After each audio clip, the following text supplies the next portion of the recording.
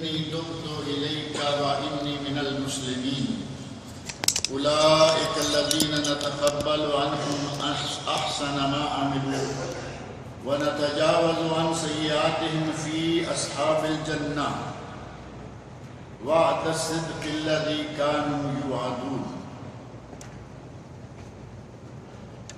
سورۃ الاحقاف کی یہ چند آیات ہیں، آیت نمبر 15، 16 جو کہ میں نے ابھی آپ کے سامنے پڑھی ہیں۔ پچھلے درس میں ہم یہ بات ذکر کر رہے تھے کہ جو لوگ یہ کہیں کہ ہمارا رب اللہ ہے اور پھر اس بات پر وہ استقامت اختیار کریں، اچھی طرح سے جم جائیں، ڈٹ جائیں، ان پر اللہ رب العزت کی بے پایہ رحمتیں ہوتی ہیں، حتیٰ کہ انہیں کسی قسم کا کوئی خوف، کوئی ڈر اور کوئی خطرہ نہیں رہ جاتا۔ اللہ رب العزت نے فرمایا ان الذین قالوا ربنا اللہ، وہ لوگ جنہوں نے کہا کہ ہمارا رب اللہ ہے، ثم استقاموا، اور پھر اس پر استقامت اختیار کی، اس پر ڈٹ گئے، اللہ کے ساتھ اپنی پوری زندگی میں کسی کو شریک نہ ٹھہرایا، فلا خوف علیہم، انہیں کسی قسم کا کوئی خوف نہیں ہوگا، ولا هم یحزنون، اور نہ ہی وہ کسی قسم کا غم کھائیں گے۔ اولئک اصحاب الجنہ، یہ لوگ ہیں جو جنت کے وارث، جنت کے مالک، جنت والے ہیں، خالدین فیہا، جو ہمیشہ جنت میں رہیں گے، جزاء بما کانوا یعملون، اور یہ جزا ہے ان کے اس عمل کی جو وہ دنیا میں کرتے رہے۔ اور یہی بات اللہ رب العزت نے سورۃ فصلت حامیم السجدہ، ہمارے یہاں پاک و ہند میں جو قرآن کریم چھپتے ہیں ان میں عموماً لکھا ہوتا ہے سورۃ حامیم السجدہ، اور یہاں آپ دیکھتے ہیں کہ عربوں میں وہی سورت نمبر 41 قرآن کریم کی کھول کے دیکھیں، ہمارے یہاں حامیم السجدہ اور یہاں فصلت، بات ایک ہی ہے، ایک ہی سورت کے دو نام ہیں۔ جیسا کہ پہلے ایک دفعہ مجھے یاد ہے کہ کئی سورتوں کے نام میں نے ذکر کیے تھے، ہمارے یہاں سورۃ اللہب ہے، تبت یدا ابی لہب وتب، اور یہاں لکھتے ہیں سورۃ المسد، ہمارے یہاں سورۃ الفاتحہ ہے، اور کچھ لوگ کہتے ہیں سورۃ الحمد۔ اس طرح ایک ہی سورت کے دو نام ہونا یہ کوئی انوکھی بات نہیں ہے، موجود ہے، اور اسی سورت سے ہی کسی نہ کسی لفظ کی وجہ سے یہ نام معروف ہوتے ہیں۔ سورہ حامیم السجدہ میں اللہ رب العزت نے آیت نمبر 30 میں فرمایا ان الذین قالوا ربنا اللہ، وہ لوگ جنہوں نے کہا کہ ہمارا رب اللہ ہے، ثم استقاموا، اور پھر اس پر ڈٹ گئے، ہمیشہ اس پر قائم رہے، استقامت اختیار کی، تتنزل علیہم الملائکہ، ان پر اللہ کے فرشتے نازل ہوتے ہیں۔ اندازہ کریں کہ اگر توحید پر آ جائے اور توحید پر ڈٹ جائے، یہ نہیں کہ کہا میرا رب اللہ ہے اور پھر ادھر ادھر بھی دھکے کھاتا پھرے، سرکاروں، مزاروں، درباروں کی مٹی چارتا پھرے، اگر کہے کہ میرا رب اللہ ہے پھر اس پر جم جائے، اس پر ڈٹ جائے، اللہ رب العزت اسے اتنا قرب، اتنا اعلیٰ مقام عطا کرتا ہے۔ اللہ کا فرمان ہے تتنزل علیہم الملائکہ، اس پر اللہ کے فرشتے نازل ہوتے ہیں۔ فرشتوں کا نزول یہ تو ضروری نہیں ہے کہ ہمیں نظر بھی آئیں، فرشتے نازل ہوئے کئی مواقع پر، اور کبھی کبھی کہیں کہیں کسی کو کوئی نظر آیا، اور کہیں کہیں کسی کی آواز سننے میں آئی۔ صحیح مسلم میں حدیث ہے، غزوہ بدر کے موقع پر نبی اکرم صلی اللہ علیہ وسلم فرماتے ہیں کہ میں نے آواز سنی، اقدم یا حیزوم، اقدم، جبرائیل علیہ السلام کہہ رہے ہیں اقدم یا حیزوم، کسی فرشتے کا نام لیا کہ بڑھو اور اس دشمن اسلام کو پکڑو، اسے کاٹو، اور نبی صلی اللہ علیہ وسلم کا فرشتے کو دیکھ لینا یہ ممکن تھا، لیکن ہم عام حالت میں دیکھ پائیں یہ ہمارے لیے ممکن نہیں، لیکن اللہ کے فرشتوں کا نزول یقیناً ہوتا ہے۔ اگر ہم یہ نہ مانیں تو ہمیں اس آیت کا انکار کرنا پڑے گا، اور قرآن کریم کی آیات کا انکار مسلمان مومن تو نہیں کرتے۔ اللہ نے فرمایا تتنزل علیہم الملائکہ، ایمان لانے اور ایمان پر ثابت قدم رہنے والوں پر اللہ کے فرشتے نازل ہوتے ہیں۔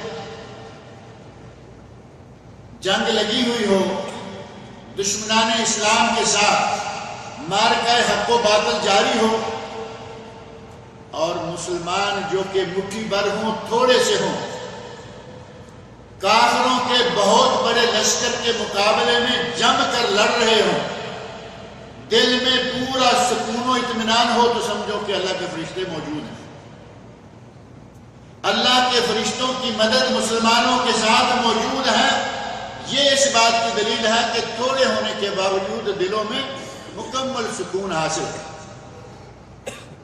اور پھر اللہ کے فرشتوں کے نازل ہونے کی دلیل یہ بھی ہے، اللہ رب العزت نے فرمایا تتنزل علیہم الملائکہ، ان پر فرشتے نازل ہوتے ہیں اور کیا کہتے ہیں؟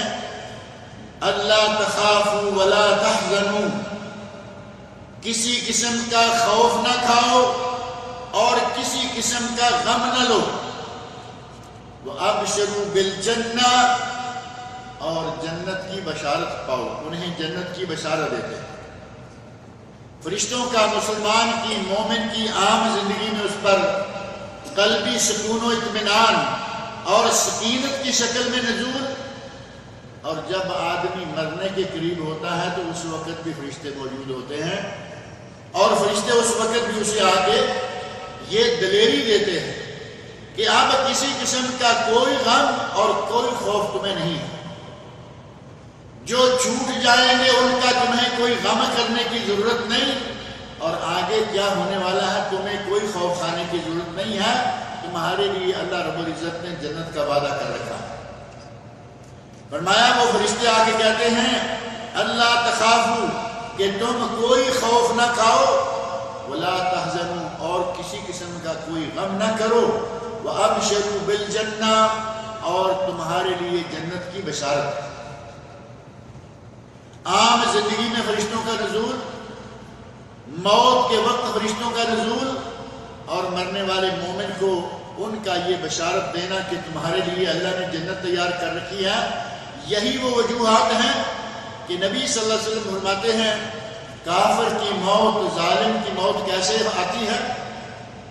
جیسے باریک کپڑا کسی کانٹے دار جھاڑی پہ ڈال کر ایک کنارے سے کھینچا جائے تو وہ تار تار ہو جاتا ہے، ریشہ ریشہ ہو جاتا ہے، اسی طرح برے آدمی کی موت آتی ہے۔ اور مومن کی موت پانی کا مشکیزہ لٹکا ہوا ہے، نیچے اس کا منہ ہے، دادا کھول دو جیسے فر فر پانی نکل جاتا ہے، اسی طرح مومن کی موت آسانی کے ساتھ واقع ہو جاتی ہے، کیونکہ فرشتے اسے بشارت دے رہے ہیں کہ تمہیں اس دنیا کے کھو جانے کا کوئی غم نہیں ہونا چاہیے، اور آگے کیا ہونے والا ہے تمہیں کسی قسم کا کوئی خطرہ نہیں ہونا چاہیے، اللہ نے تمہارے لیے آگے بہت اچھے انتظام کر رکھے۔ بندہ آسانی کے ساتھ اس دنیا سے رخصت لے لیتا ہے، اور پھر محشر کے میدان میں بھی فرشتوں کا بندے پر نزول ہے کہ فرشتے انہیں کہتے ہیں کہ یہ محشر کا میدان ہے، بڑی ہولناکیاں، بڑے خطرات، بڑی پریشانیاں، لیکن اہل ایمان کو اللہ تعالیٰ فرشتوں کے ذریعے یہ بشارت دے دیتا ہے کہ گھبرانے والی کوئی بات نہیں، گویا کہ قبر سے لے کر، بلکہ بستر مرگ سے لے کر قبر تک، قبر سے لے کر حشر تک، اور حشر سے لے کر حساب و کتاب میزان تک اللہ کے فرشتوں کا اس کے ساتھ ساتھ قائم رہتا ہے۔ اور فرشتے ان بندوں کو خوشخبری دیتے رہتے ہیں اور کہتے ہیں وَأَبْشِرُوا بِالْجَنَّةِ الَّتِي كُنْتُمْ تُوعَدُونَ، تمہیں جو وعدہ اللہ رب العزت نے دیا تھا اس وعدے کے مطابق ہم تمہیں جنت کی بشارت دیتے ہیں۔ اب جنت ظاہر ہے کہ اس دنیا میں تو نہیں، جنت تو مرنے کے بعد ہی ملنے والی ہے۔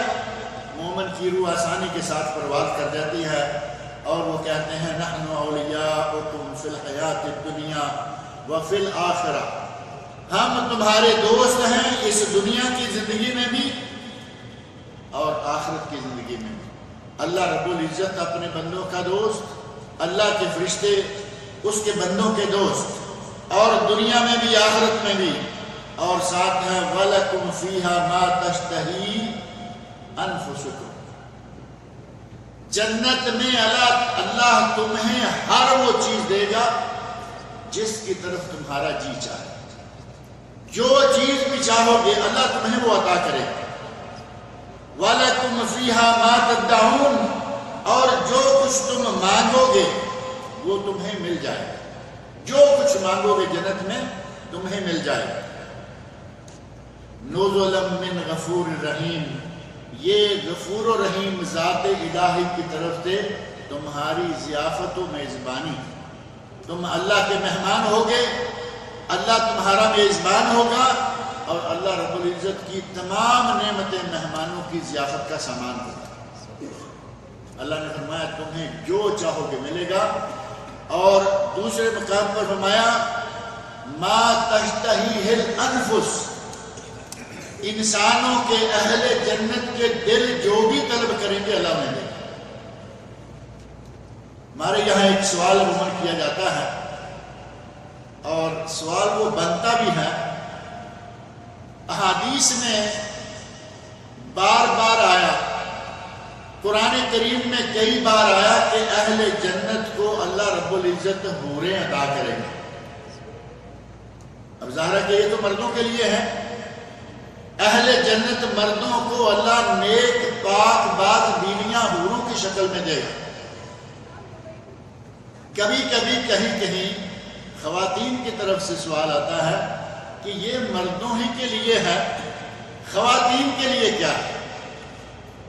سوال معقول ہے بالکل کہ مردوں کی یہاں بھی بیویاں ہیں، جنت میں ان کی نیک بیویاں بھی ساتھ ہوں گی اور اللہ حوریں بھی دے گا، تو عورتوں کو وہاں جنت میں اللہ کیا دے گا؟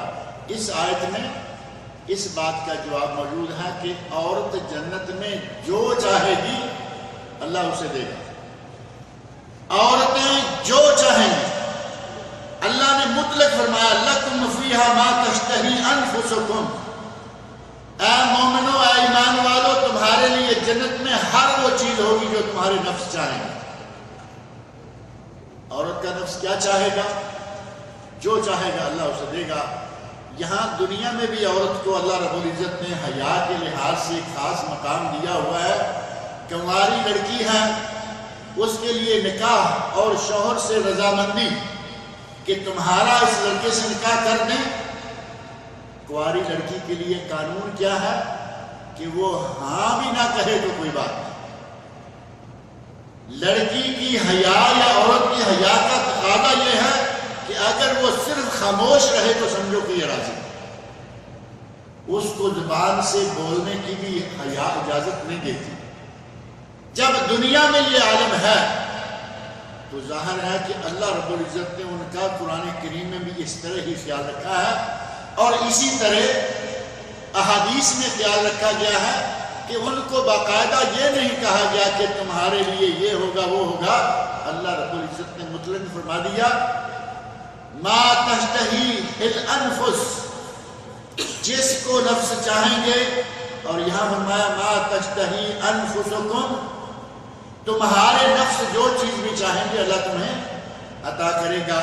اور یہ اللہ رب العزت کی طرف سے ان کے لیے میزبانی ہے۔ اللہ نے اہل ایمان کو اپنا میزبان بنایا ہوا ہے۔ اللہ رب العزت نے اہل ایمان کو یہ بشارتیں دیں، اور پھر آگے فرمایا وَوَصَّيْنَا الْإِنسَانَ بِوَالِدَيْهِ إِحْسَانًا، ہم نے انسان کو یہ وصیت کی ہے۔ ہمارے یہاں وصیت کا لفظ سن کے آدمی گھبرا جاتا ہے، کہ وصیت کر لو. اگر کوئی کہے کہ وصیت کر لو، بچوں کو وصیت کرو، تو کہے گا کہ میں مرنے جا رہا ہوں. کیونکہ ہمارے اردو میں خاص طور پر وصیت وہ الفاظ ہیں جو مرنے والا اپنی اولاد، اپنے رشتہ داروں کے لیے کرتا ہے، جبکہ اللہ رب العزت حی قیوم ہے. اللہ حی قیوم، ہمیشہ سے زندہ اور ہمیشہ قائم رہنے والا ہے. وہ کہہ رہا ہے وَوَصَّيْنَا الْإِنسَانَ، ہم نے انسان کو وصیت کی. وصیت کا معنی یہی نہیں ہے کہ مرنے والا جو کہے وہی وصیت ہوتی ہے. وصیت کا معنی ہے تاکیدی طور پر کوئی بات کہنا. ہم نے انسان کو اس بات کی تاکید کی ہے. مرنے والا جو کہے تو وہ کہتے ہیں نا اس کی آخری خواہش، مرنے والے کی آخری خواہش پوری کی جائے. مرنے والے کی آخری خواہش پوری کی جاتی ہے کیونکہ وہ ایک تاکیدی حکم ہے. وہ کہتا ہے دیکھو بیٹو، میری دولت میں سے تیسرا حصہ مسجد میں دے دینا، مدرسے میں دے دینا. اگر بیٹوں میں تھوڑا سا بھی دین کا تعلق ہے، یہ ضروری ہے کہ دین کا تعلق ہو، اور اگر یہ تعلق نہ ہو تو پھر بیٹے کہتے ہیں کہ پاپا حضور نے جاتے ہوئے چند باتیں کی تھیں ہمارے ساتھ، اپنے رشتہ داروں کے ساتھ خوش گپیاں کرتے ہوئے ابا حضور چلے گئے، 1/3 کی جو وصیت کی ہے اس کو گول کر دیتے. لیکن اگر دین سے تعلق ہے، وہ وصیت کو تاکیدی حکم سمجھتے ہوئے نافذ کرے. اور اگر آدمی فوت ہو گیا، اس کی وراثت ہے، ترکہ ہے، اس ترکے میں سے سب سے پہلا کام یہ کیا جائے گا کہ اس کی وصیت نافذ کی جائے گی. اس نے مسجد کو دینے کے لیے، مدرسے کو دینے کے لیے، کسی یتیم مسکین کو دینے کے لیے جتنا کہا ہے، اور وہ 1/3 سے زیادہ ہونا جائز نہیں ہے. نبی اکرم صلی اللہ علیہ وسلم نے حد مقرر کر دی ہے کہ مرتے ہوئے یہ نہ ہو کہ اب میں تو جا رہا ہوں اور یہ اس کو لٹا دوں. اپنے وارثوں کو محروم کرنا گناہ ہے. جاتے جاتے وارثوں کو محروم نہ کرو. زیادہ سے زیادہ 1/3 33.33 صرف اتنے کی وصیت کر سکتے ہیں. اگر یہ وصیت کر دے کوئی تو جائز ہے، اس سے زیادہ وصیت کر نہیں سکتا، اور اس وصیت کو اہم حکم سمجھ کر نافذ کیا جائے گا. اس کی وراثت میں سے پہلے وصیت اور اس کے بعد اس کا قرضہ، جس میں سے سب سے پہلے اس کا حق مہر. ہمارے یہاں عموماً شادی کے وقت حق مہر مقرر کر دیتے ہیں. کچھ لوگ دین مہر کہتے ہیں. نام بڑا اچھا رکھا ہے، دین مہر. دین مہر کا معنی کیا ہوگا؟ دین کا معنی ادھار. 40 سال گزر گئے، وہ ادھار باقی رکھا ہوا ہے. مر گیا، بیوی کا حق ادا نہیں کیا، وہ باقی ہے. سب سے پہلا کام یہ کیا جائے گا کہ مرنے کے بعد اس کی بیوی سے پوچھیں کہ اس نے حق مہر دیا ہے یا نہیں. اگر نہیں دیا آج تک تو اس کی پراپرٹی، اس کی جائیداد، اس کے ترکے، اس کی وراثت سے وصیت نافذ کرنے کے بعد حق مہر ادا کیا جائے گا. پھر دوسرے لوگوں کا قرضہ دیا جائے گا. اب جتنا بھی بچ جائے وہ وارثوں، ماں باپ کو چھٹا چھٹا حصہ، بیوی کو 8واں حصہ، اور بیٹی کو بیٹے سے آدھا یا بیٹے کو بیٹی سے 2 گنا. یہ تقسیم ہوگی کب؟ پہلے وصیت اور قرضے سارے اتارے جائیں گے. اس کے بعد اتنی اہمیت ہے وصیت، اور ہمارے یہاں اس کے لیے وہ اتنا خوفناک سا ماحول بن گیا کہ وصیت شاید صرف مرنے والا ہی کر سکتا ہے. اللہ رب العزت نے وصیت فرمائی اور فرمایا وَوَصَّيْنَا الْإِنسَانَ بِوَالِدَيْهِ إِحْسَانًا. آپ دیکھیں وصیت کس بات کی اللہ کر رہا ہے. وصیت کا لفظ ہے تو بات وہ کی ہے جس کی اللہ رب العزت نے اپنی عبادت کے بعد عموماً قرآن کریم میں دوسرا درجہ رکھا. قرآن کریم میں یہ بات موجود ہے.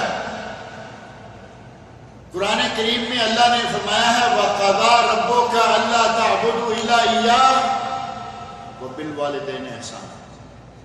وَقَضَى رَبُّكَ، تیرے رب نے یہ فیصلہ کر رکھا ہے، اللہ تعبدوا الا ایاہ، اس کے سوا کسی کی عبادت نہ کرو.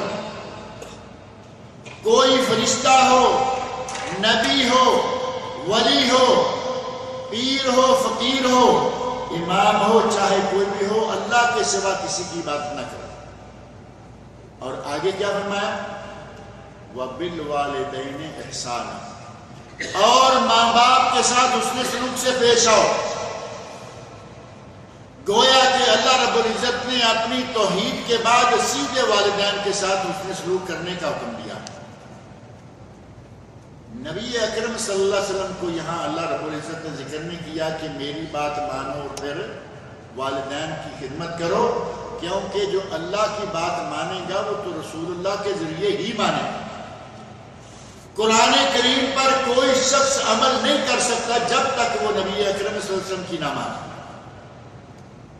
ہمارے ایک ٹولہ اٹھا ہوا ہے نا جو کہتے ہیں کہ ہمیں قرآن کافی ہے،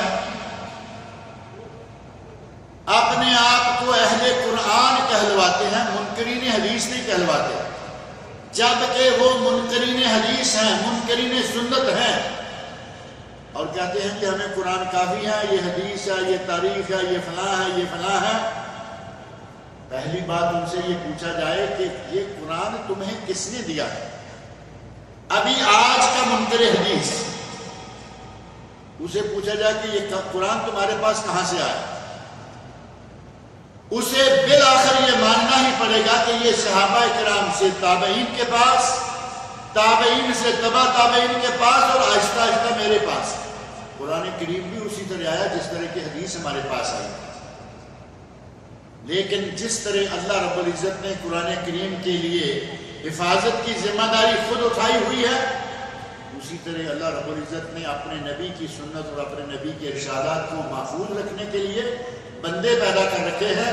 انہوں نے چھان پھٹک کر ہر چیز بتا دی ہے کہ یہ ہمارے نبی کا ارشاد ہے اور یہ ہمارے نبی کا ارشاد نہیں. جب تک قرآن کو، جب تک نبی صلی اللہ علیہ وسلم کے فرمان کو سامنے نہ رکھیں گے قرآن کو سمجھا نہیں جا سکتا. اللہ نے فرمایا میرے سوا کسی کی عبادت نہ کرو اور اپنے والدین کی اطاعت کرو. اطاعت کرو، حسن سلوک سے پیش آؤ. اما یبلغن عندک الکبر احدہما او کلاہما، اگر تم میں سے کوئی، تمہارے پاس، تم میں سے کسی کے والدین دونوں، او احدہما، یا دونوں میں سے کوئی ایک بڑھاپے کو پہنچ جائے، کوئی بلکہ بے شمار خوش نصیب ہے کہ ان کے سامنے ان کے والدین بڑھاپے میں ہوتے ہیں. بے شمار، بہت کم ہوتے ہیں کہ کسی کا والد پہلے فوت ہو گیا، اس نے اس کا بڑھاپا نہیں دیکھا، کسی کی ماں پہلے فوت ہو گئی، اس نے اس کا بڑھاپا نہیں دیکھا. اللہ نے دونوں طرح کے حالات ذکر فرما دیے.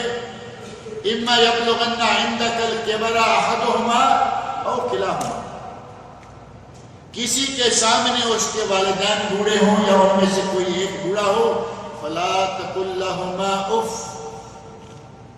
انہیں اف تک نہ کہو. گالی نکالنا، انہیں ڈانٹنا ڈپٹنا، انہیں برا بھلا کہنا. بلکہ کچھ بد نصیب تو وہ ہیں جو والدین میں سے کسی کو مارتے بھی ہیں. مارنا، گالیاں دینا، ڈانٹنا یہ تو دور کی بات ہے. اللہ رب العزت فرما رہے ہیں فلا تقل لہما اف، انہیں اف تک نہ کہو. اور اف کیا ہے؟ ہمارے یہاں یہ تو بڑا معروف ہے نا، اف کیا کر دیا، اف کیا کر رہے ہو. والدین سے کچھ بھی سرزد ہو جائے، اللہ نے فرمایا ان کو کسی حال میں بھی اف تک نہ کرو. اور ان کے لیے اپنے بازوؤں کو، اپنے آپ کو جھکا کے رکھو اور ان کے لیے ہمیشہ یہ دعا مانگتے رہو رب ارحمہما کما ربیانی صغیرا. اے اللہ جس طرح مجھ پر انہوں نے میرے بچپن میں رحم کھایا، رحم و کرم سے، شفقت و پیار سے مجھے انہوں نے پالا، اے اللہ اب تو ان پر رحم و کرم فرما۔ یہ کہنے کا اللہ رب العزت نے حکم دیا والدین کے لیے، نہ یہ کہ ان کے لیے برا بھلا اور یہ اور وہ کیا جائے۔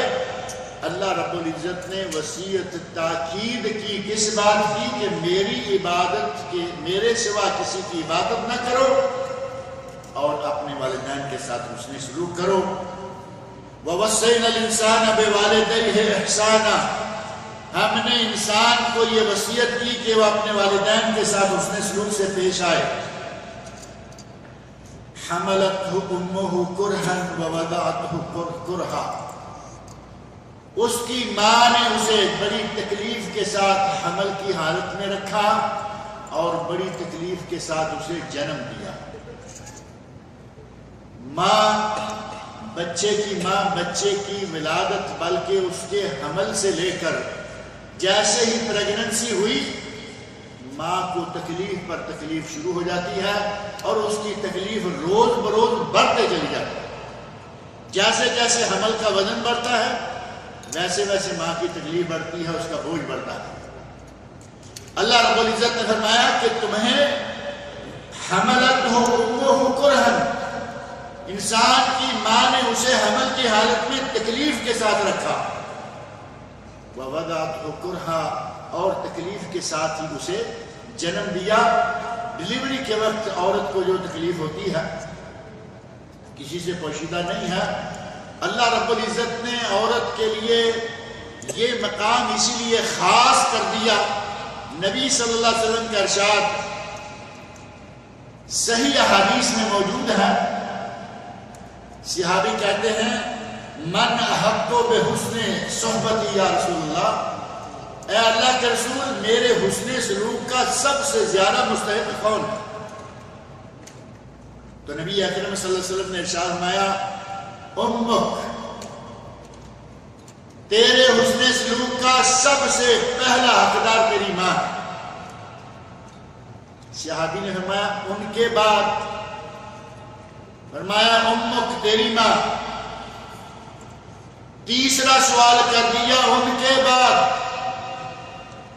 نبی اکرم صلی اللہ علیہ وسلم نے تیسری مرتبہ بھی فرمایا امک، تیری ماں۔ اور صحابی بھی مسلسل چل رہے ہیں، پوچھتے رہے، سوال کرتے رہے۔ چوتھی مرتبہ کو پوچھا یا رسول اللہ ماں کے بعد؟ تو فرمایا ابوک، پھر تیرا باپ۔ اور باپ کو نبی صلی اللہ علیہ وسلم نے چوتھے درجے پہ ذکر کیا ہے۔ تمہارے حسن سلوک کے دونوں مستحق ہیں، ماں بھی اور باپ بھی۔ قرآن کریم کہہ رہا ہے، قرآن کریم کہہ رہا ہے دونوں میں سے کوئی ایک یا دونوں تمہارے سامنے بڑھاپے کی عمر کو پہنچ جائے، ان کے ساتھ حسن سلوک کرو، انہیں اف تک نہ کہو، ان کے سامنے نرم ہو کے رہو اور ان کے لیے رحمت کی دعائیں مانگتے رہو۔ یہ دونوں کے لیے حکم ہے۔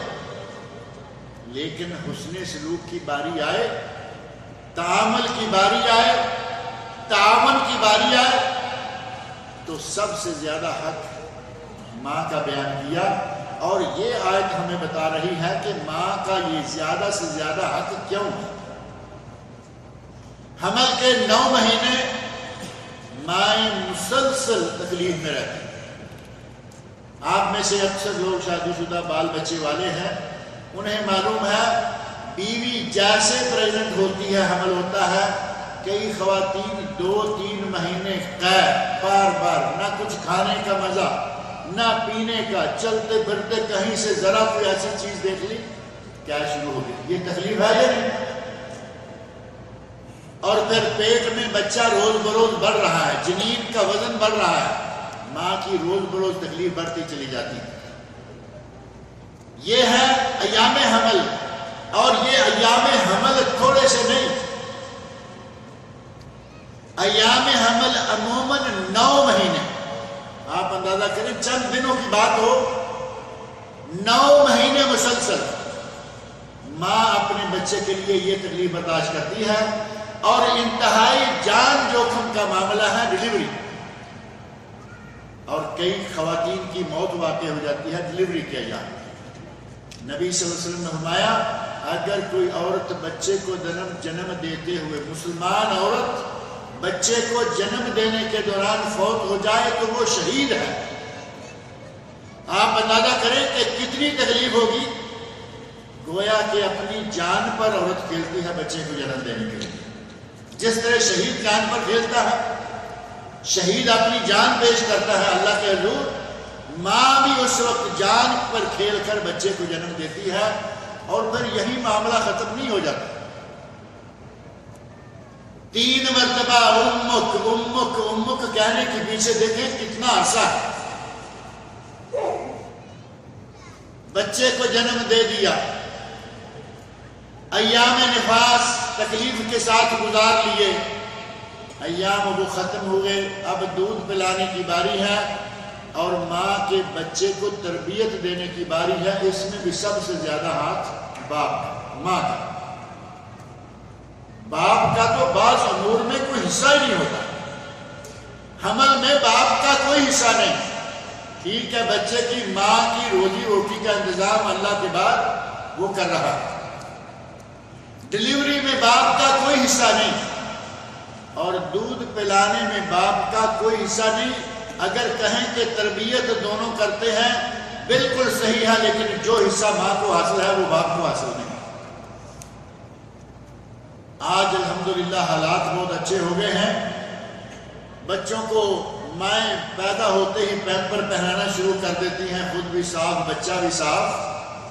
پہلے کچھ وقت گزرے ہیں، بلکہ پہلے زمانے گزرے ہیں، یہ پیمپر وغیرہ نہیں تھے، بچہ رات کو پیشاب کر دیتا ہے اور ماں اس گیلی جگہ سے بچے کو اٹھا کے صاف جگہ پہ ڈالتی ہے، کسی طرح بھی کپڑے کو الٹا سیدھا کر کے اس جگہ خود ہو جاتی ہے، بچے کو تکلیف نہ ہو، ماں خود تکلیف برداشت کرتی ہے۔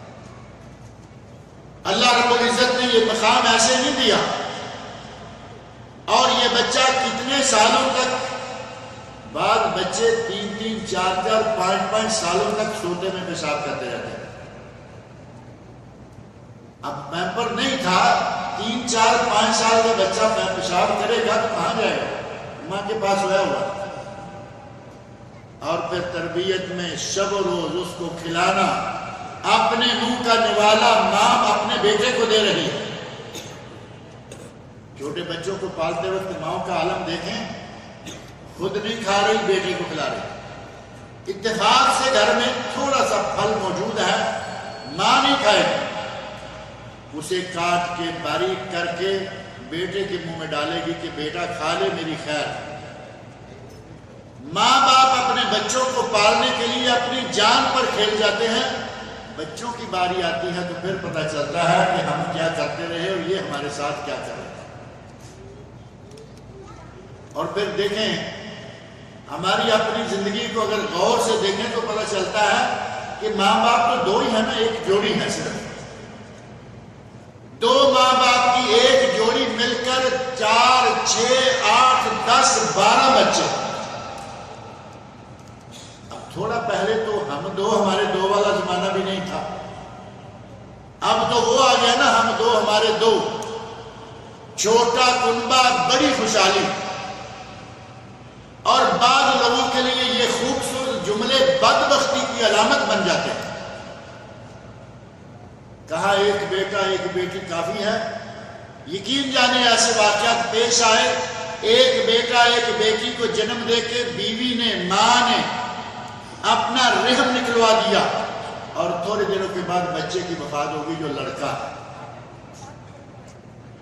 ساری عمر کا روگ لگا دیا، اب تڑپتی ہے کہ کسی طرح میرے یہاں بچہ ہو۔ بچہ کیسے ہوگا، بچہ لانی تو نکلوا دی ہے۔ ایسا ایک نہیں کئی واقعات پڑھنے میں اور سننے میں آئے کہ خواتین نے اکیلے میں یا شوہر کے ساتھ مل کر شریعت کی خلاف ورزی کی، فطرت سے بغاوت کی۔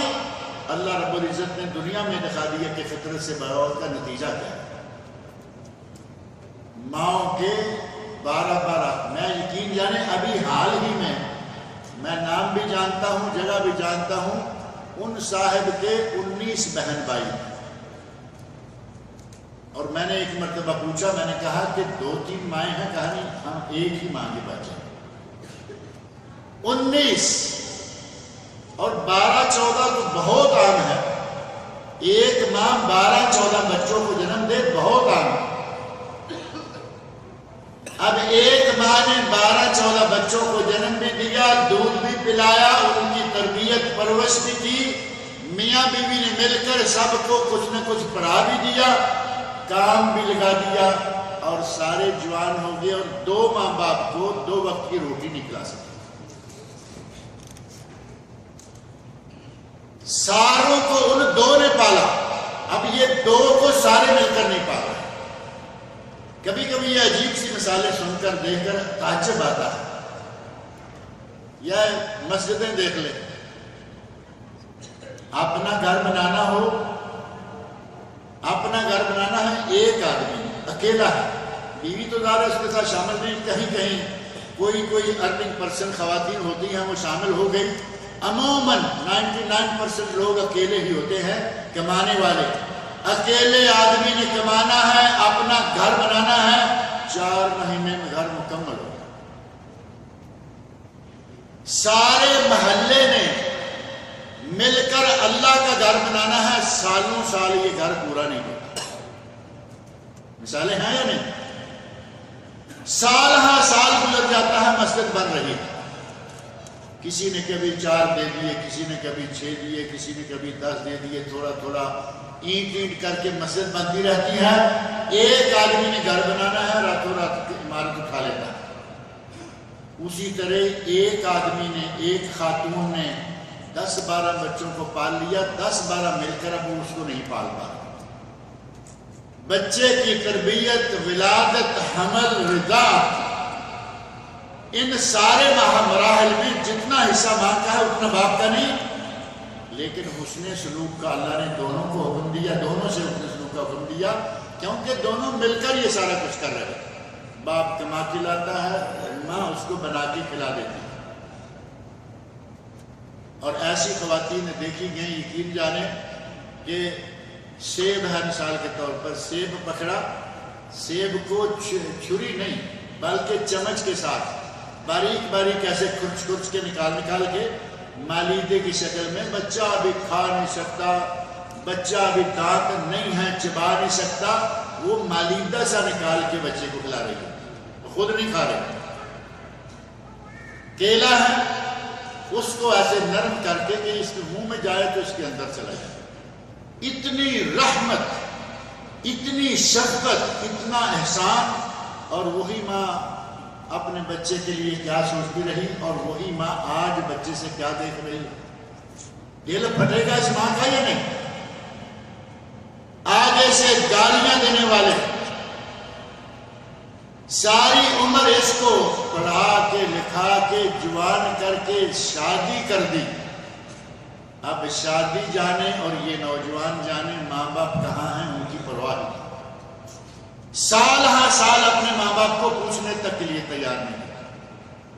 اللہ رب العزت نے فرمایا وَوَصَّيْنَا الْإِنسَانَ بِوَالِدَيْهِ إِحْسَانًا، ہم نے انسان کو وصیت کی، تاکیدی حکم دیا کہ اپنے ماں باپ کے ساتھ اس نے سلوک سے پیش آ۔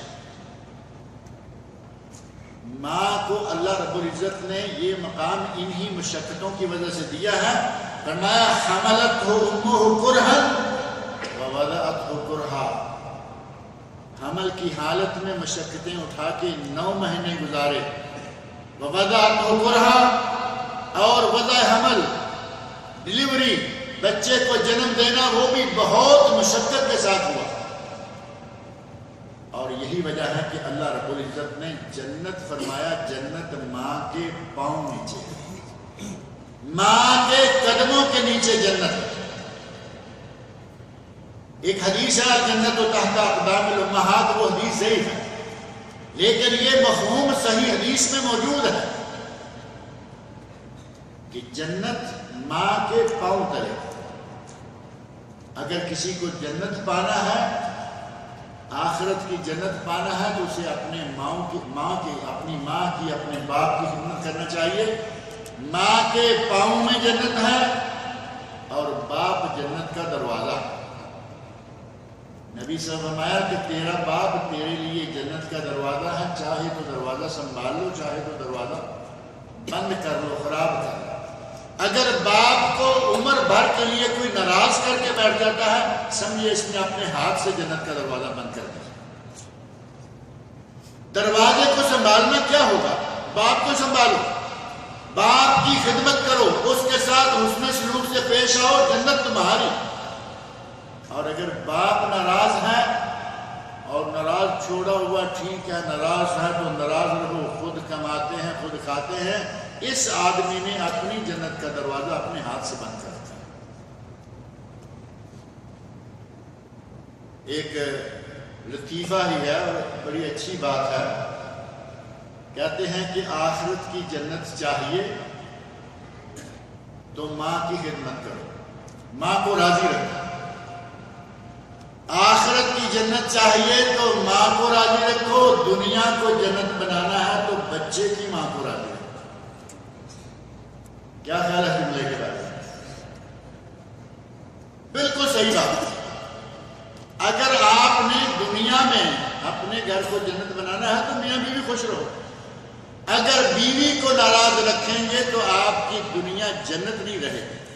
ٹائم تو پاس ہو جائے گا کیونکہ عورت ہے، لیکن جو سکون بیوی سے حاصل ہونا چاہیے وہ حاصل نہیں ہوگا. گھر کے اندر جو سکون میاں بیوی کو میسر ہونا چاہیے وہ نہیں، وہ ناپید ہوگا. آخرت کی جنت جو ہمیشہ کی جنت ہے وہ ماں کے ذریعے، اور دنیا کی جو تھوڑی سی ہے یہ بھی جنت بنا سکتا ہے آدمی. ماں باپ کی خدمت کرتا رہے، بیوی کو راضی رکھے. خواتین کو آپ دیکھیں ہر جگہ بہت مقام حاصل ہے. ماں ہے تو پاؤں نیچے جنت. اگر زندگی خوشگوار گزارنی ہے تو بیوی کے ساتھ حسن سلوک. اللہ نے فرمایا وَحَمْلُهُ وَفِصَالُهُ 30 شَهْرًا. بچے کو ماں حمل کی حالت میں اور دودھ پلانے کی حالت میں 30 مہینے 30 شہرن 30 مہینے مصروف رہتی ہے، مشقت میں رہتی ہے. اب یہ 30 مہینے ہیں یہاں کہ حمل اور رضاعت، پریگننسی اور دودھ پلانے کی شیر خارگی کی عمر، یہ ہے 30 مہینے. اور قرآن کریم میں اللہ رب العزت نے دیگر مقامات پر دودھ پلانے کی عمر جو ہے وہ مقرر فرما دی کہ مائیں کتنا عرصہ اپنے بچوں کو دودھ پلائیں. اس سلسلہ میں اللہ رب العزت نے قرآن کریم میں فرمایا ہے یُرْضِعْنَ أَوْلَادَهُنَّ حَوْلَيْنِ كَامِلَيْنِ لِمَنْ أَرَادَ أَن يُتِمَّ الرَّضَاعَةَ.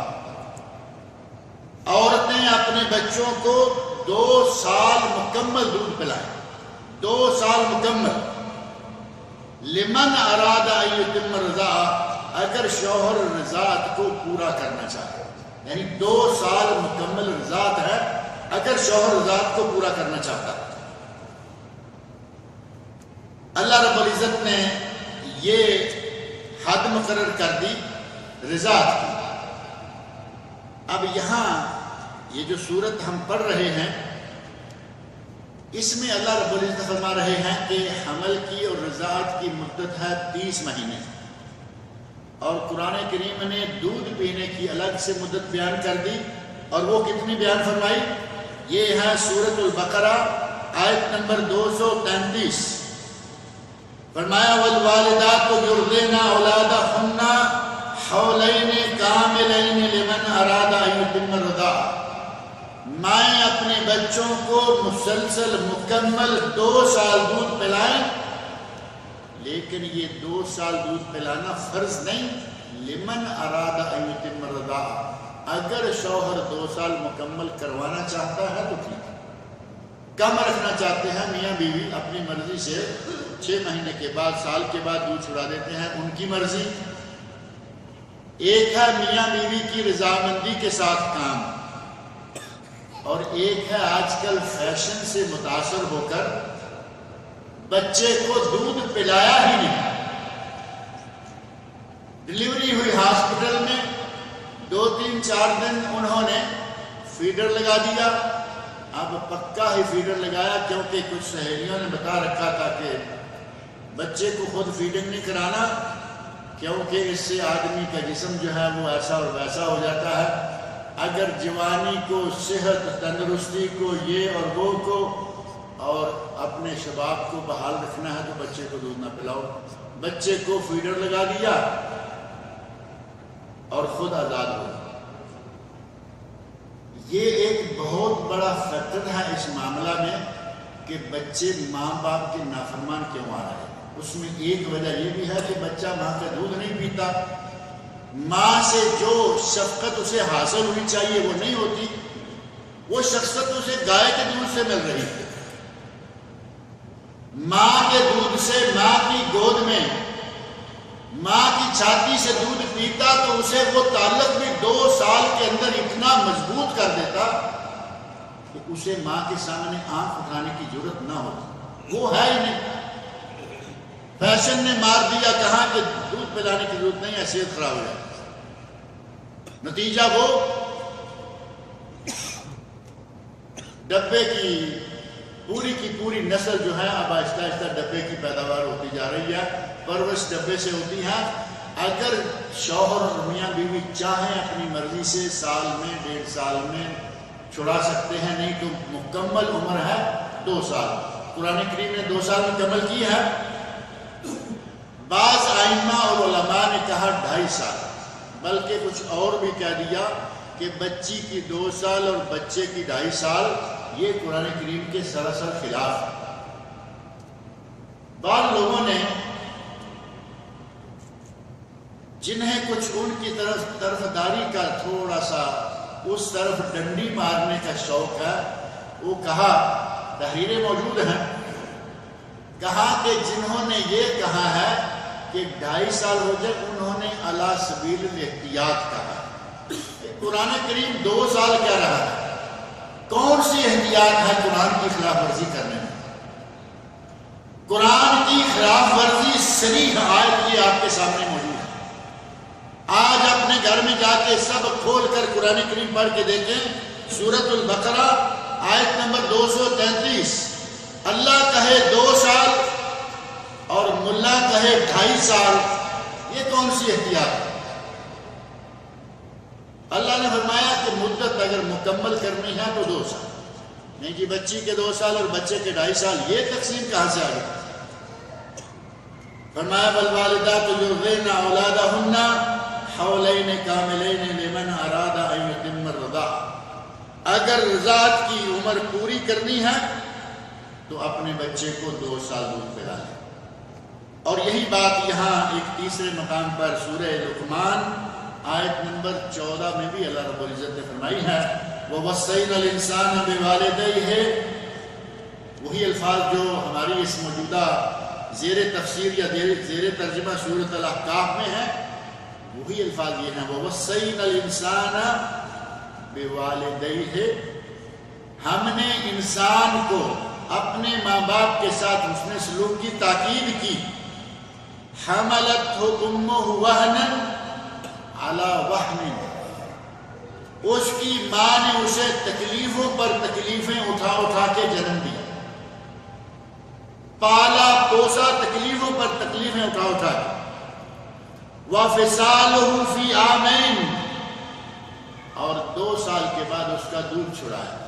فصال کا معنی دودھ چھڑانا، اور فطام کا معنی فطام، فاقا طوطے والی. فطام کا معنی بھی دودھ چھڑانا، اور فاطمہ کا معنی بھی دودھ چھڑانے والا. فاطمہ، فطام سے ہی فاطمہ بھی ہے. فرمایا کہ اس نے 2 سال میں اس کو دودھ پلایا، 2 سال کے بعد اس کا دودھ چھڑایا. اور اللہ نے حکم فرمایا ہے، انشکر لی، اے انسان میرا شکر ادا کر. سب سے پہلے شکر اللہ کا، والدے کا، اور اپنے ماں باپ کا شکر بھی ادا کر، کیونکہ ماں نے باپ نے مل کر تمہیں پالا پوسا. الی المصیر. اور تم نے پلٹ کر ہماری طرف ہی آنا ہے۔ اگر میرا شکر ادا نہ کرو گے میں پکڑ لوں گا، اور ماں باپ کا شکر نہ ادا کرو گے تو بچ جاؤ گے، پھر میں پکڑ لوں گا۔ ماں باپ سے تو آدمی بچ جاتا ہے، تو بڑا آسان ہو گیا۔ شادی کی 1-2 مرتبہ میاں بیوی کی لڑائی ہے، میاں بیوی کی لڑائی نہیں، ساس بہو کی لڑائی۔ 1-2 مرتبہ ساس بہو کی لڑائی، یہ جا رہے ہیں وہ جا رہے ہیں، یہاں سے تو چلے جاؤ گے، وہاں سے کہاں جاؤ گے؟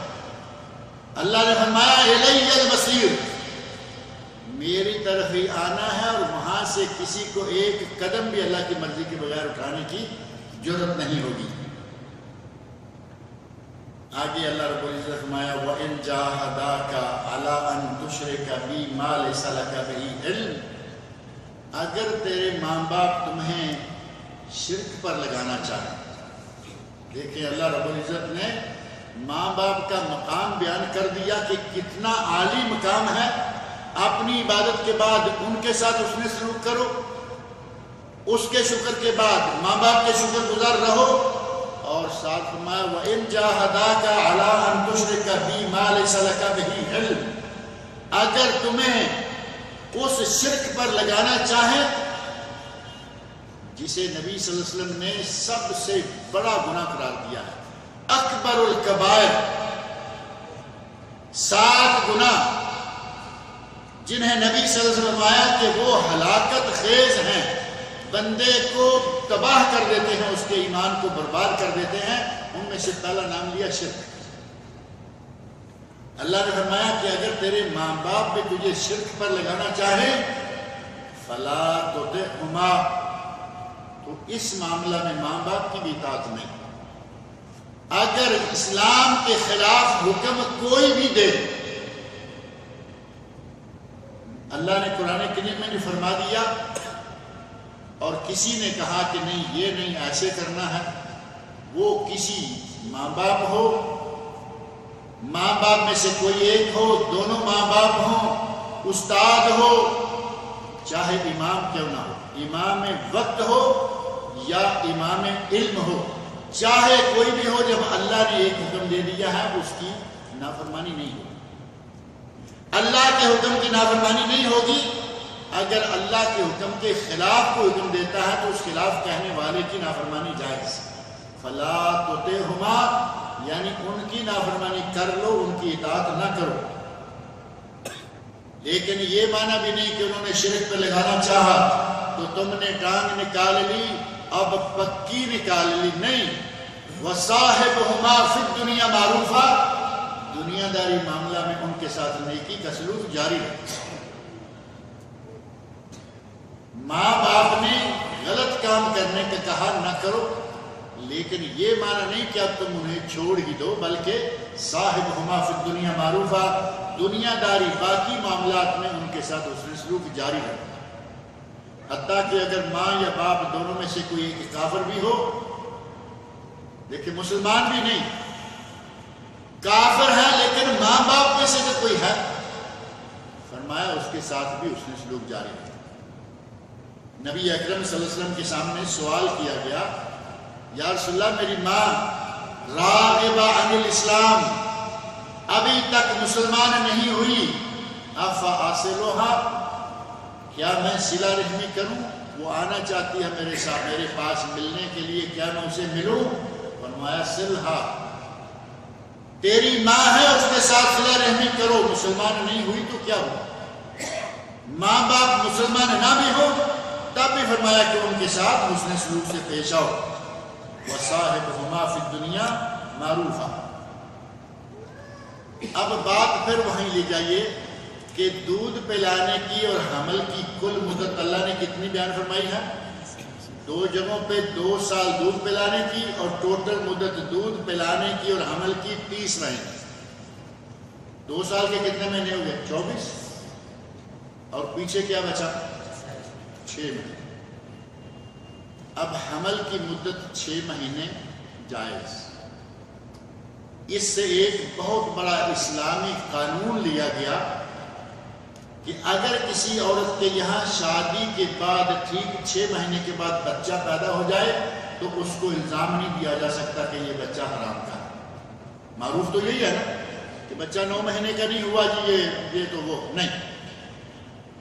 اللہ رب العزت نے حمل اور فصال، دودھ پلانے کے اور پریگننسی کے 30 مہینے مقرر کیے، ان میں سے 24 مہینے دودھ پلانے کے خود اللہ نے بیان کر دیے۔ 6 مہینے بچتے ہیں، لہذا اگر کوئی 6 مہینے کے بعد عورت بچے کو جنم دے دے وہ اپنے باپ کا شمار کیا جائے گا، اپنے باپ کی طرف منسوب ہوگا اور حلال شمار ہوگا، اس کو حرام نہیں کہا جا سکتا۔ اور اگر 7 مہینے کا ہو پھر اور اچھا ہے، 8 کا ہو اور اچھا ہے، 9 کا ہو تو مکمل ہو گیا، 9 مہینے تو مکمل ہو گیا۔ 7 کا بچہ عموماً بچ جاتا ہے اور سننے میں آیا ہے کہ 8 کا نہیں بچتا، حالانکہ اس کو 1 مہینہ زیادہ ملا ہے۔ یہ قدرت کے اپنے معاملات ہیں۔ عموماً 7 کا، ہمارے یہاں ستمایا کہتے ہیں نا، جو ذرا چھوٹا نظر آئے نا قد میں بھی کہیں گے کیا تو ستمایا ہے، یعنی کہیں تو 7 مہینے کے بعد تو نہیں پیدا ہو گیا۔ ستمائے بچے جو ہیں عموماً کہتے ہیں کہ بچ جاتے ہیں، اور 8ویں کا نہیں بچتا۔ اللہ رب العزت نے 6 سے بیان فرما دیا کہ 6 مہینے کے بعد بچہ پیدا ہو جائے تو بھی بچ سکتا ہے، تندرست و توانا بھی۔ آج تو ڈاکٹر صاحب لوگ بڑے بڑے حالات میں بچوں کو جنم جو دیتے ہیں، عجیب و غریب حالات میں ڈاکٹر لوگ ان کو سنبھال کے جیسے ماں کے پیٹ میں ہی ہے، باہر ہی اتنے انتظامات ہو گئے۔ آج تو ٹیسٹ ٹیوب بیبی کا زمانہ آ گیا ہے۔ بہرحال میڈیکلی بعض علماء نے ذکر کیا ہے کہ میڈیکلی بچے کو کم از کم 7 مہینے چاہیے، لیکن احتیاط اس میں ہے کہ تھوڑے سے اور کر کے 7 کے 6.5 مہینے، 6.5 مہینے یہ بنتے تھے۔ جو ہفتوں کا اعتبار ہے کتنے غالباً 28 ہفتے لکھا ہے کہ 28 ہفتے کم از کم بچے کو پیٹ میں چاہیے، اور وہ 28 ہفتے کتنے 7 مہینے بن گئے، 7 مہینے۔ لیکن ہر مہینہ چونکہ 30 کا نہیں ہوتا، کوئی 29 ہے کوئی 30 ہے، تو اللہ رب العزت نے جو سب احتیاطوں کے اندر آتا تھا زمانہ وہ ذکر کر دیا کہ اگر 6 مہینے کا بچہ بھی پیدا ہو جائے تو وہ بچہ حلال ہے، ماں کو الزام نہیں دیا جا سکتا، اور وہ بچہ نسب کے اعتبار سے باپ کی طرح منسوب ہوگا اور باپ کی وراثت میں سے حصہ لے گا۔ ایک کیس آ گیا حضرت عثمان غنی کے زمانہ میں۔ حضرت عثمان غنی کے زمانہ میں ایک شخص نے بنی جوہینہ، ایک قبیلہ ہے، جوہینہ کی لڑکی سے شادی کی، اور اس لڑکی نے ٹھیک 6 مہینے کے بعد بچے کو جنم دے دیا، اور بچہ تندرست و توانا ہے۔ حضرت عثمان غنی رضی اللہ عنہ کے پاس بچے کا باپ جو بیوی کا شوہر ہے اس کا، وہ گیا اور کہا کہ دیکھو امیر المومنین، ہماری بیوی نے 6 مہینے کے بچے کو جنم دیا، بچہ بھی ٹھیک ٹھاک ہے، اور یہ ظاہر ہے کہ یہ ہے اور وہ ہے۔ حضرت عثمان غنی رضی اللہ عنہ نے کہا کہ اس عورت کو رجم کر دیا جائے۔ انہوں نے بھی وہی اندازہ لگایا کہ چونکہ یہ وقت سے بہت پہلے ہوا، اس کا معنی یہ ہے کہ یہ شادی سے پہلے سے پریگننٹ تھی یا حاملہ تھی، اور اس کو رجم کا حکم دے دیا، اور یہ بات حضرت علی رضی اللہ عنہ تک پہنچی۔ حضرت علی رضی اللہ عنہ بھاگے گئے، عثمان کیا کر رہے ہو؟ کہا کیا کر رہا ہوں؟ یہ رجم کا حکم۔ کہا کہ یہ حالات اس کے شوہر نے آ کے بتائے ہیں۔ حضرت علی کہتے ہیں کہ امیر المومنین آپ نے کبھی قرآن نہیں پڑھا؟ کہاں پڑھتا؟ کہا یہ آیت نہیں کبھی پڑھی؟ اللہ نے حمل کے اور دودھ کے 30 مہینے مقرر کیے ہیں، اور اللہ نے دوسری جگہ 24 مہینے صرف دودھ کے کر دیے۔ 6 مہینے حمل کے رہ گئے، اور یہ بچہ 6 مہینے کے بعد پیدا ہوا۔ حضرت ابن عباس رضی اللہ عنہ ترجمان القرآن آئے، انہوں نے بھی اس بات کی تائید کی، اور حضرت عثمان غنی رضی اللہ عنہ نے اپنے فیصلے سے رجوع کر لیا۔ آج یہ بات موجود ہے. ہمارے یہاں تو الزام لگانا بہت ہی آسان ہے نا، چند دن کا آگا پیچھا ہوا تو حساب کتاب نکالنا شروع کر دیا. کسی پر اتنا بڑا الزام لگانے کے لیے بہت سوچ سمجھ سے کام لینا چاہیے. اللہ نے 6 مہینے کے بعد بچہ پیدا ہو جائے، اسے ماں کا بچہ. یہ بندہ جب 40 سال کا ہو گیا تو اپنے رب سے دعائیں کرتا ہے اور کہتا ہے رب اوزعنی ان اشکر نعمتک التی انعمت علی وعلی والدی.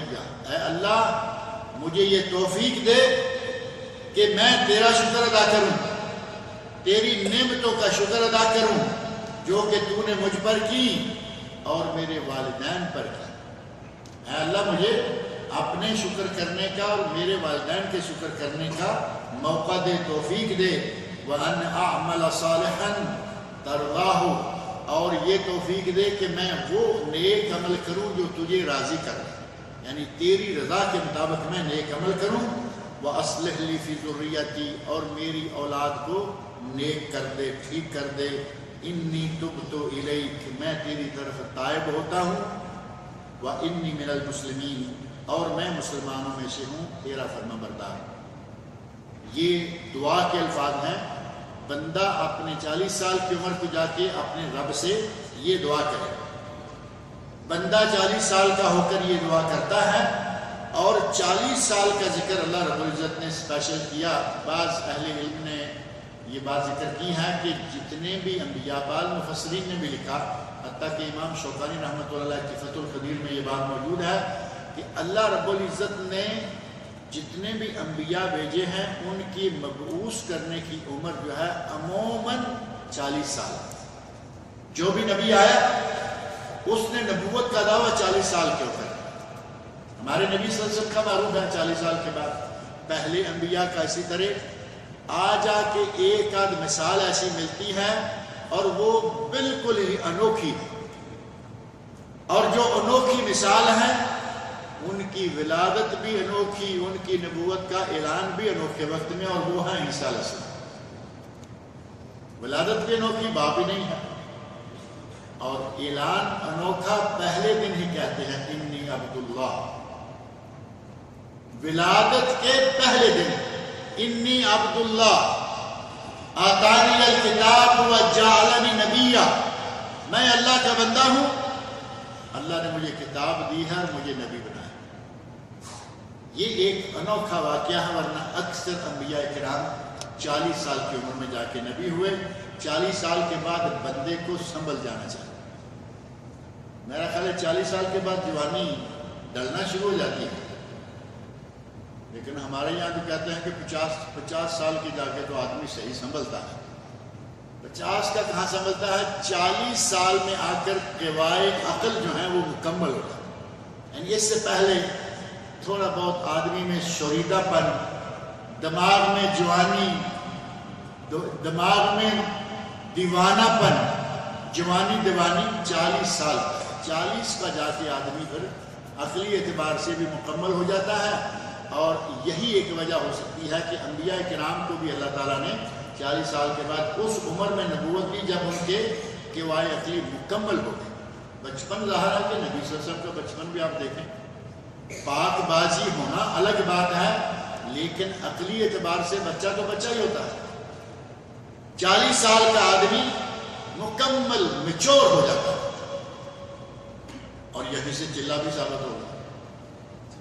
کیا کہتے ہیں چلے والوں کو 40 کا لفظ چاہیے، کہاں آ جائے، یہ تو سال ہیں لیکن وہ چلہ نکال لیں گے، وہاں سے 40 کا ذکر آ گیا.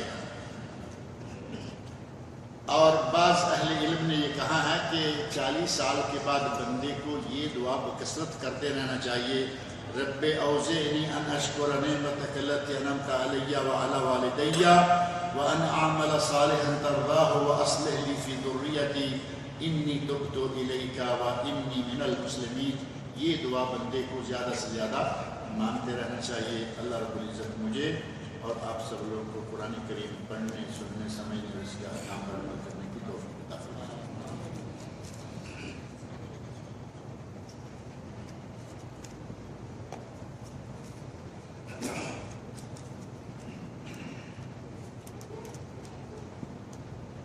کہتے ہیں کہ فرشتے کے نازل ہونے کا مطلب کیا ہے اور اس سے فائدہ کیا پہنچتا ہے؟ میں نے یہ بات ذکر کی ہے یا نہیں کہ نازل ہونے کا مطلب کیا ہے اور اس سے فائدہ کیا پہنچتا ہے؟ ساری باتیں سن کے پھر آپ وہی سوال کریں گے تو میں تو اسی کام لگا رہوں گا۔ اللہ رب العزت کے فرشتے کے نزول کا پہلی بات یہ میں نے ذکر کیا ہے کہ ہمیں پتہ چلنا بھی ضروری نہیں ہے کہ ہم دیکھیں کہ نازل ہو رہا ہے میرے دل میں اطمینان، دل میں سکون، سکینت، یہ اور میدان جنگ، عالم میدان جنگ کا ہو اور دل میں سکینت ہو، سمجھیں کہ اللہ رب العزت کی طرف سے یہ مدد نازل ہوئی ہے، فرشتوں کا نزول ہوگا، اور ساتھ ہی ان کے نازل ہونے پر دنیا میں سکینت، موت کے وقت خوشی، راحت، کوئی غم نہیں، کوئی خوف نہیں، محشر کے میدان میں سکون، اطمینان، کوئی غم نہیں، خوف نہیں، اور جب جنت کی خوشخبری ساتھ مل گئی اور فائدہ آپ کو کیا چاہیے؟ یہ سارے فائدے تو ان کے نازل ہونے پر ہی حاصل ہو رہے ہیں۔ میرے ایک دوست کے بھائی کڈنی کی بیماری میں ہیں، دعا کیجئے کہ اللہ رب العزت ان کو شفائے کاملہ و عاجلہ عطا فرمائے۔ صدقہ کرنے سے بیماریاں ٹھیک ہو جاتی ہیں۔ وہ صدقہ کیا جانور کا کرنا چاہیے یا روپے پیسے کا؟ جس کو جو بھی توفیق ہو وہ صدقہ کرے، جانور کا صدقہ کریں، کوئی حرج نہیں، روپے پیسے کا کریں، کوئی حرج نہیں۔ لیکن ایک بات میں ان دنوں کئی مرتبہ کہہ چکا ہوں، کہتا رہتا ہوں کہ آج بہت سے علاقے ایسے ہیں کہ جہاں بوٹی کی نہیں روٹی کی ضرورت ہے۔ بوٹی تو ہے نا تعیشات میں سے مل گئی تو الحمدللہ، جن لوگوں کو روٹی نہیں مل رہی آپ ان کے گھر میں جا کے 1 کلو گوشت دے آئیں گے، وہ کیا کریں؟ روٹی تو ہے نہیں۔ بھوکے مرتے آدمی کو آپ گوشت کھلانے کی بجائے جا کے دانے دیں، آٹا دیں، دال لے کے دیں، وہ زیادہ مفید ہوگا بجائے اس کے کہ آپ اس کو گوشت پہنچا دیں۔ لہذا صرف بکرے کے پیچھے نہ لگے رہیں، وہ تو ذبح ہونا ہی ہونا ہے۔ کہتے ہیں بکرے کی ماں کب تک خیر منائے گی، وہ تو ذبح ہونا ہی ہونا ہے۔ لیکن یہ دیکھیں کہ کس علاقے میں کون سی ضرورت ہے، اس پہ خرچ کریں۔ مسجد ہے، مسجد میں کوئی کام کرنے والا ہے اور آپ بکرا خرید کے مالداروں کو دے دیا، اکٹھا کر کے مالداروں کو کھلا دیا، ہو بھائی ہم نے منت مانی، یہ صدقہ ہے پہلے نمبر پر، اس میں مالدار آتے ہی نہیں۔ فقیر آپ تلاش نہیں کر پائیں گے۔ مسجد میں خرچ کریں، مدرسہ میں خرچ کریں، کسی اچھی جگہ پہ خرچ کریں۔ 3 دن پہلے کہتے ہیں کہ میرے تایا کا انتقال ہو گیا ہے، دعا کریں اللہ رب العزت ان کے تایا کی مغفرت فرمائے، ان کی بشری کوتاہیوں کو اللہ تعالیٰ معاف کرے، اللہ تعالیٰ ان کو جنت الفردوس میں اعلیٰ مقام عطا فرمائے۔ میں نے پچھلے دنوں ذکر کیا تھا کہ ہمارے بڑے بھائی بیمار ہیں، پر فالج کا اٹیک ہوا، آنکھوں پہ بھی اثر ہو گیا ہے، اور مجھے کل پتہ چلا ہے کہ وہ اب زیر علاج ہیں۔ دعا فرمائیے کہ اللہ رب العزت انہیں بھی شفائے کاملہ عاجلہ عطا فرمائے، اور بھی جو مسلمان بیمار ہیں اللہ تعالیٰ تمام بیماروں کو شفائے کاملہ عاجلہ عطا فرمائے۔ کہتے ہیں ہمارے ایک ساتھی کا ایکسیڈنٹ ہوا تھا، وہ ICU میں ہے، دعا کیجئے کہ اللہ رب العزت اسے بھی شفائے کاملہ عاجلہ عطا فرمائے۔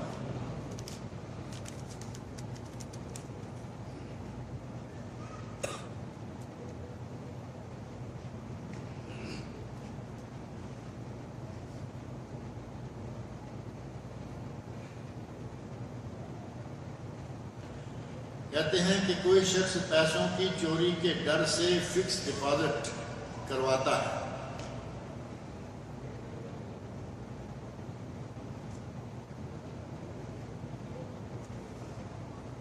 اور اس سے جو اس کو ربا ملتا ہے یعنی سود ملتا ہے وہ کسی ادارے کو دیتا ہے، کسی ادارے کو دیتا ہے۔ اب ادارے والا جو ہے وہ قرآن کریم پر آ رہا ہے، آپ اندازہ کیجئے کہ یہاں یہ پیسہ لگے گا۔ ادارہ ہے تحفیظ القرآن کا، اور آپ جا کے پیسے حرام، خالص پیور حرام، جس کے حرام ہونے میں کسی مسلمان مذہب کا کوئی اختلاف نہیں، وہ پیسے قرآن کی تعلیم پہ دے کے آگے، اس ادارے کو دے کے آگے جس ادارے میں اسلامی تعلیمات پڑھائی جا رہی ہیں۔ ادارے کو خاص کرے، ادارہ ہے بھوکے ننگے بھوکے مرتے لوگوں کا تعاون کرنے والا، اسے دیں گے تو جائز ہے۔ اس طرح کے دوسرے ادارے جو ہیں ان میں یہ پیسہ نہیں دیا جا سکتا۔ کیونکہ اس سود کا مصرف، پہلی بات یہ ہے کہ آپ نے چوری کے ڈر سے یہ فکس ڈپازٹ کیوں کرایا ہے؟ اور بھی بہت سارے ڈپازٹ ہیں۔ فکس ڈپازٹ ایک اسپیشل ہوتا ہے کہ بیٹی پیدا ہوئی اور 5,000 روپیہ 10,000 روپیہ فکس ڈپازٹ میں ڈال دیا، اور کتنا یہ 15 سال یا کتنے سال کے لیے ہے، یہ 5 لاکھ ملے گا، بیٹی کی شادی کر دیں گے۔ یہ ویسے ہی عمل حرام ہے۔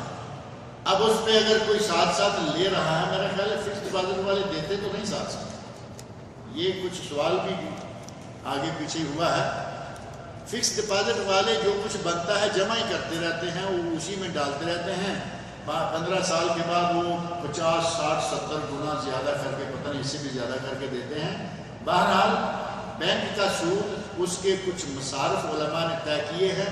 پہلا یہ کہ بینک کا سود ہو، جیسے وہ سود لیا ہے ویسے کسی دوسرے کا سود بینک کو جا رہا ہے، اس کو دے کے اس کی جان چھڑا دیں۔ حرام سے آیا، حرام میں گیا، جان چھوٹی، بلکہ 2 کی چھوٹ گئی، جس کو آیا تھا اس کی بھی چھوٹ گئی، جس کے اوپر چڑھ رہا تھا اس کی بھی چھوٹ گئی۔ دوسری جگہ ہے کہ اگر کوئی بھوکا مر رہا ہے اس کو تھوڑا سا دے دیں کہ وہ جان بچا لے۔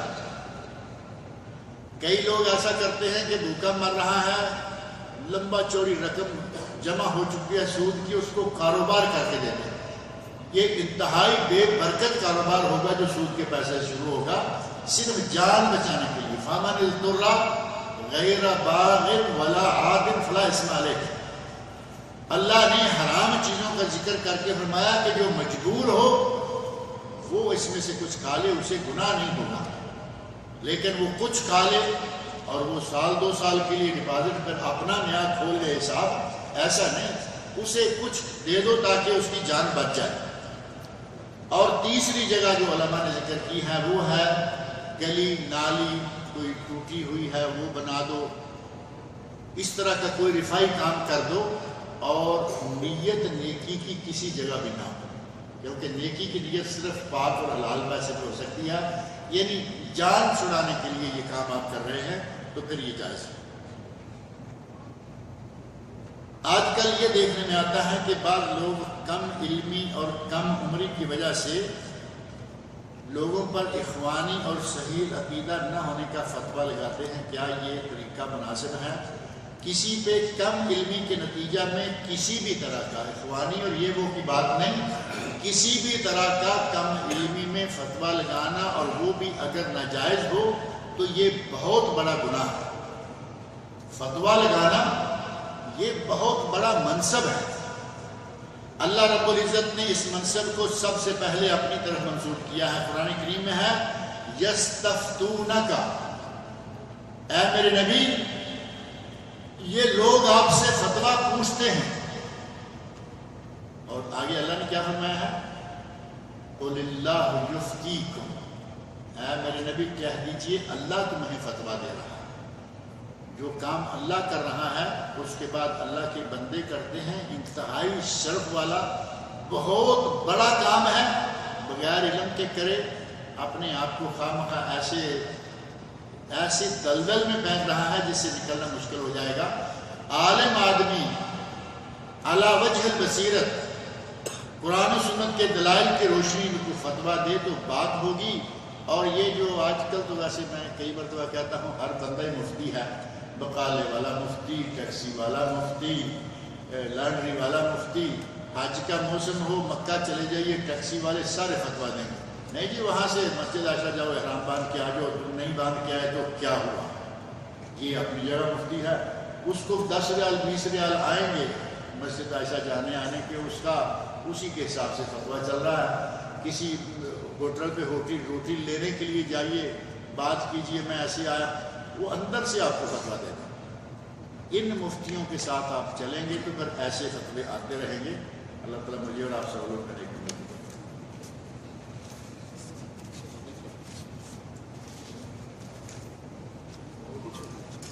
کون سا